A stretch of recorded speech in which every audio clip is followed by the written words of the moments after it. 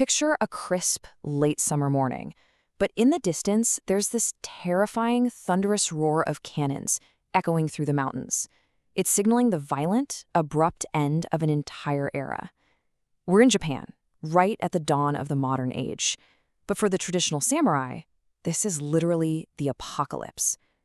Today, we're exploring a deeply cinematic and profoundly tragic true story, the weight of 21 lives. Saigo Tanomo. The date is August 23, 1868. A massive, heavily modernized enemy army has just stormed the castle town of the Aizu domain. Outside, absolute chaos and fire are consuming the streets. But inside, one sprawling, silent estate, there's no panic. None at all. Instead, there's just a chilling, absolute calm. The women, the young girls, the elderly, they aren't running. They've actually bathed and carefully dressed themselves in pure white robes, which are the traditional garments of death. They are preparing for the unthinkable. 21. That is the exact number of family members gathered together in that silent mansion. And it's the exact number of people who are about to die by their own hands, right there, before the enemy can even cross the threshold. Okay, let's dive into this. Who exactly were these people? What could possibly drive an entire family, grandmothers, wives, and even toddlers, to make such a devastating decision? Well, to understand this immense sacrifice, we really have to uncover the mystery of the man who led this household and the desperate warnings he gave that could have prevented the whole thing. Chapter 1. The Ignored Warning. To figure this out, we need to flash back 6 years to 1862. The man at the center of our story is Saigo Tanomo. He's the chief retainer, which is essentially the prime minister of the Aizu domain. Now, in 1862, his lord gets asked by the shogun's government, the ancient military rulers of Japan, to take on the dangerous job of becoming the military protector of Kyoto. While everyone else was kind of blinded by the prestige of it all, Tanomo saw a deadly political storm brewing between the traditional shogun and the newly empowered emperor. He desperately threw himself before his lord to stop him, famously pleading that taking this job was like carrying firewood to save a fire. He just knew, for sure, that this path would bring absolute fiery destruction to their home. But you guessed it, his lord didn't listen. In fact, Tanomo's relentless warnings angered his bosses so much that he was stripped of his rank and exiled to a snowy mountain village for 5 whole years. People literally ridiculed him as a coward. But Tanomo was right. The political situation totally exploded. By 1868, the Boshin War erupted. It was a massive civil war where modernized imperial forces, armed with advanced rifles and cannons, marched relentlessly against the sword-wielding samurai. In a total panic, the domain suddenly recalled Tanomo to command their defenses. Chapter 2. The Inevitable War. The real tragedy here is that by the time Tanomo was finally called back to defend his homeland in 1868, it was way too late. The storm he had been predicting for 5 years was now violently crashing down on them.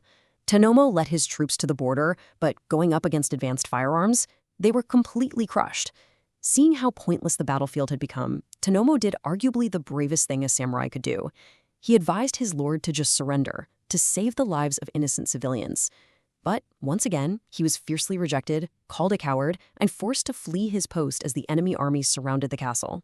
Chapter 3. The Weight of 21 Lives. So the crucial point is, this brings us right back to that terrifying morning of August 23rd at the Saigo estate and to his 34-year-old wife, Chieko.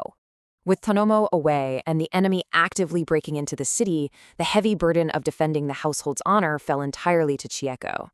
Now, for us today, a mass family suicide it's just incomprehensible, right? But we really have to step into their shoes to understand the intense cultural weight of samurai loyalty.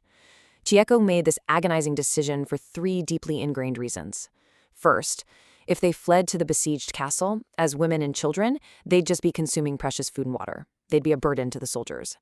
Second, they desperately wanted to prevent the horrific disgrace and violence of being captured by enemy troops. And third, they truly believed that by dying by their own hands, they were preserving the pure, unyielding honor of the chief retainer's family. The reality of that morning is just heartbreaking.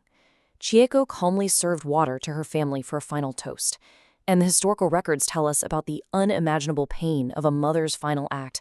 Chieko actually had to use her own dagger on her youngest daughters. That included 9-year-old Tezuko, 4-year-old Tokiwako, and, incredibly, her 2-year-old baby, Suiko. The records even say that little Suiko looked up at her mother and smiled innocently just before the end. 21 lives were lost in those rooms. But amidst all that absolute despair, there was one desperate act of hope. Right before the ceremony began, Chieko secretly forced their 11-year-old son, Kichijiro, to leave the estate and run to the castle. She wanted to make absolutely sure that the family's bloodline and her husband's legacy would somehow survive that tragic day. Shortly after, enemy soldiers burst into the bloody, silent mansion. One soldier stumbled upon Tanomo's 16-year-old daughter, Chieko. She had attempted to end her life, but she was actually still breathing. Mustering every last ounce of her strength, this young girl looked up at the invading soldier and asked, "Are you friend or foe?" The enemy soldier, clearly moved by her incredible bravery and just the sheer tragedy of the scene, answered, "I am an ally." Hearing this, she offered him her dagger, and he mercifully ended her suffering. It was a profound, fleeting moment of humanity and samurai mercy stretching right across enemy lines. Chapter 4. A Lingering Spirit.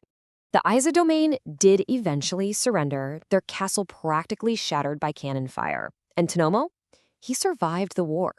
But that survival came with a cost way heavier than death. He had to carry the unbearable, crushing guilt and the haunting memory of the 21 family members who died in pure white robes just to protect his honor.